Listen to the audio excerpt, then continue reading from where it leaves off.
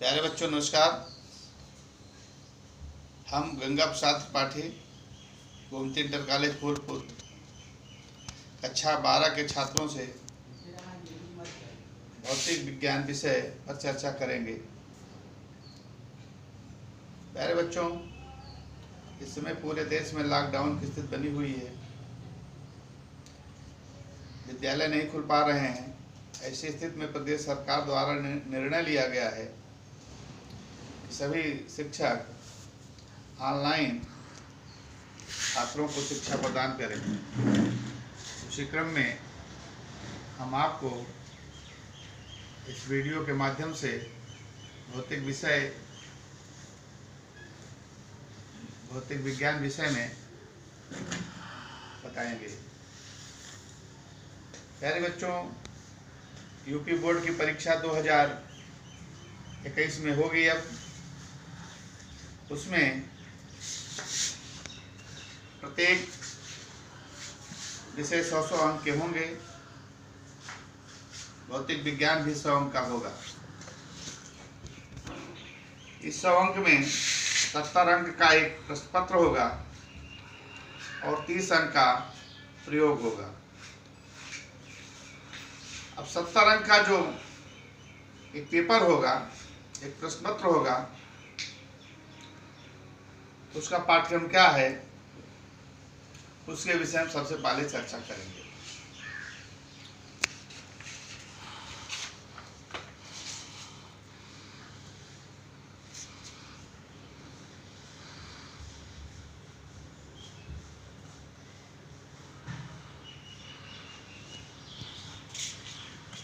तो पेपर 70 अंक का होगा। ये पेपर जो है 2 खंडों से मिलकर बनेगा। खंड का और खंड खा। खंड का 35 अंक का होगा और खंड खा भी 35 अंक का होगा और दोनों का योग 70 अंक हो जाएगा। अब इस खंड का में 5 इकाइयां हैं। पहली इकाई है स्थिर वैद्युत की, दूसरी इकाई है धारा विद्युत, तीसरी इकाई है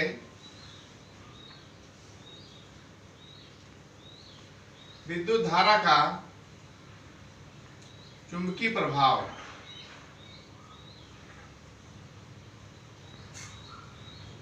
तथा चुंबकत्व।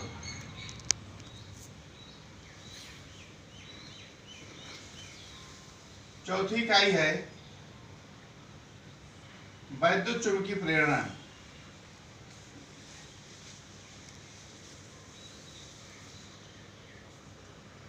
तथा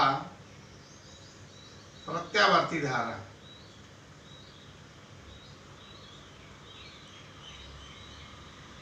और 5वीं और अंतिम इकाई है इसमें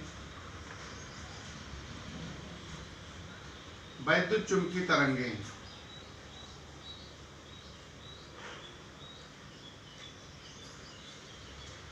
इस तरह से खंडखा में भी 5 इकाइयां होंगी। पहली इकाई है प्रकाश की, दूसरी इकाई है द्रव्य तथा द्वैत प्रकृति,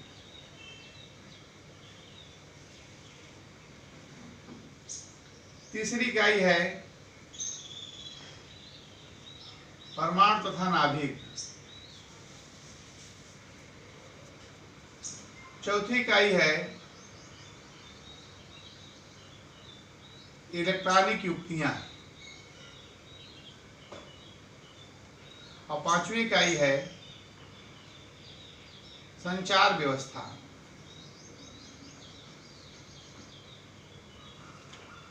तो जो एक पेपर 70 अंक का होगा भौतिक विज्ञान का, उसमें 2 खंड होंगे, खंड का और खंड खा। खंड का 35 अंक का होगा और खंड खा भी 35 अंक का होगा। अब खंड का जो 35 अंक का होगा उसमें 5 इकाई होंगी, 5 यूनिट्स होंगी। स्थिर विद्युत की धारा विद्युत, विद्युत धारा का चुंबकीय प्रभाव तथा चुंबकत्व, विद्युत चुंबकीय प्रेरण तथा प्रत्यावर्ती धारा, और पांचवा है विद्युत चुंबकीय तरंग। इस तरह से खंड ख में हम लोग 5 इकाइयां पढ़ेंगे। प्रकाश की, द्रव्य तथा द्वैतकृत, तीसरा है परमाणु तथा नाभिक, चौथा है इलेक्ट्रॉनिक युक्तियां, पांचवा है संचार व्यवस्था। अब इन इकाइयों को हम क्रमशः पारी पारी हम लोग पढ़ेंगे प्रतिदिन। तो सबसे पहले हम खंड क में जो पहली इकाई है स्थिर विद्युत की, इसके विषय में अध्ययन करेंगे।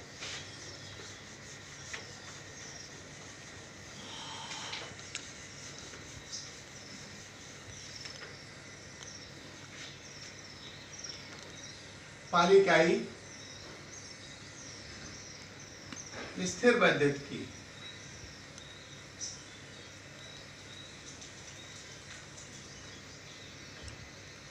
इस इकाई में पहला लेसन है कूलॉम नियम तथा विद्युत क्षेत्र। ये पहला पाठ है।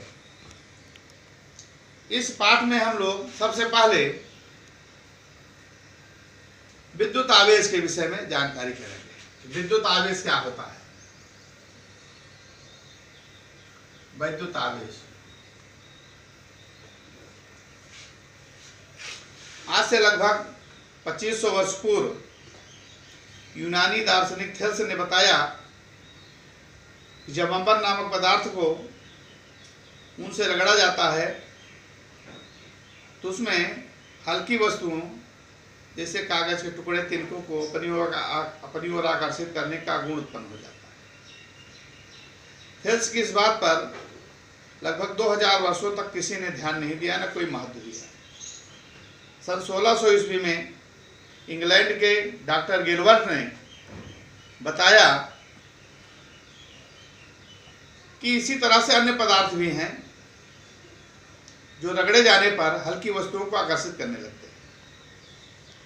उदाहरण के तौर पर कांच है, आबनूस है, लाख है, गंधक है, ये सब भी जब रगड़े जाते हैं अन्य पदार्थों से, इनमें भी आकर्षण का गुण उत्पन्न हो जाता है। यह गुण जिन वस्तुओं में उत्पन्न होता है वे वस्तुएं विद्युतमय कहलाती हैं, और वह कारण जिससे यह गुण उत्पन्न होता है उसे विद्युत कहते हैं। अगर कोई वस्तु विद्युतमय है तो कहा जाता है कि वह वस्तु जो है आवेश ग्रहण की है, यानी कोई वस्तु आवेश ग्रहण करने के कारण ही विद्युतमय होती है। अब ये विद्युत आवेश कई प्रकार का होता है, इसके विषय में हम लोग चर्चा करें। तो प्रयोगों द्वारा देखा गया कि विद्युत आवेश 2 प्रकार का होता है। पहला है धन आवेश, दूसरा है ऋण आवेश।